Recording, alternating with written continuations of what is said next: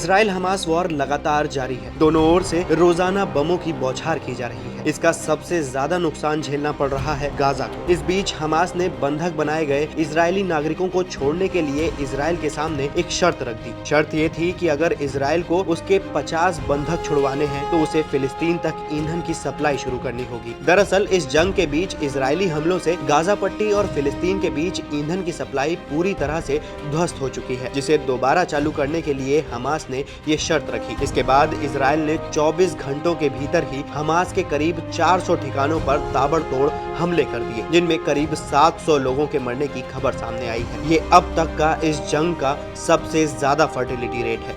Israeli defence force ने कहा कि उन्होंने पिछले 24 घंटों में कम से कम 400 आतंकी ठिकानों पर हमला किया है, जिसमें हमास के ठिकानों को और आतंकवादियों को समुद्र के रास्ते इजराइल में घुसपैठ करने की सुरंग को नष्ट कर दिया गया है।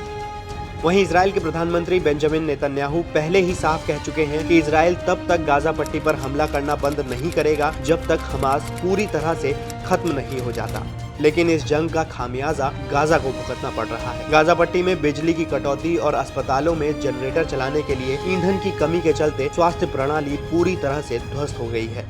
फिलिस्तीनी प्रवक्ता ने कहा, जब से जंग शुरू हुई है तब से अब तक 65 चिकित्सा कर्मचारी मारे गए हैं, 25 एम्बुलेंस नष्ट हो गई हैं, 23 अस्पताल और 32 स्वास्थ्य केंद्र निष्क्रिय हो गए हैं। हमें डर है कि हमलों और ईंधन की कमी की वजह से अगले कुछ समय में हम स्वास्थ्य सेवा देने की स्थिति में नहीं होंगे।